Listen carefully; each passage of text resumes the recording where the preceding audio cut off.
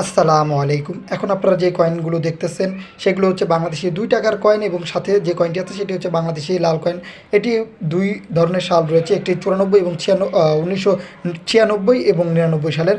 এই কয়েনগুলো কীভাবে বিক্রি করবেন ২০২৫ সালের দিকে এসেও বর্তমানে যারা বিক্রি করতে চান তারা এই ভিডিওগুলো দেখেন, ইনশাআল্লাহ বিক্রি করতে পারবেন।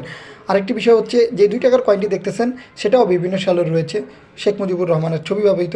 এগুলো কি ভবিষ্যতে কেমন মূল্য হতে পারে বা বর্তমানে এগুলো অনেকেই জানতে চান। ভাই, বর্তমানে এগুলো যেহেতু ব্যবহার করা হয় এগুলোর মূল্য ৳২। কিন্তু এগুলো যদি আপনার যেহেতু ২, ৪, ৫ বছর লাগবে না, মেবি সামনে নতুন কোনো কয়েন নোট চালু হতে পারে।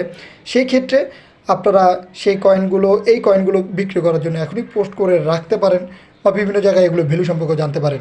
অনেক বাইরের কালেক্টররা আছে, তারা কিন্তু এগুলো জিনিসগুলোও কিন্তু কিনে নেয়। সেই ক্ষেত্রে আপনাদের কুইকর যে ওয়েবসাইট একটি রয়েছে, এটি মোবাইল অ্যাপ প্লাস একটি ওয়েবসাইট।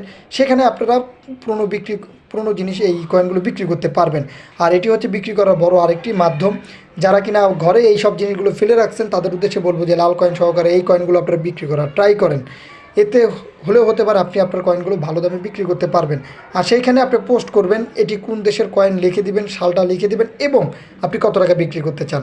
ভাই, এগুলোর মূল্য প্রতিনিয়তই কিন্তু পরিবর্তনযোগ্য, সঠিক মূল্য জানাটা খুবই কঠিন।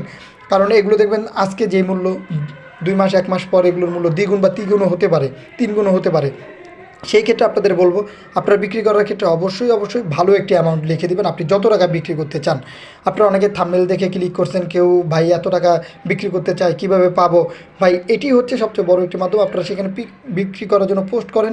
যদি কেউ কিনে নেয় অবশ্যই আপনাদের সাথে যোগাযোগ করে কিনে নেবে। এবং সেই ক্ষেত্রে আপনাদের কিন্তু একটি জিমেল অ্যাকাউন্ট খুলে সেখানে অ্যাড হতে হবে, জয়েন হতে হবে।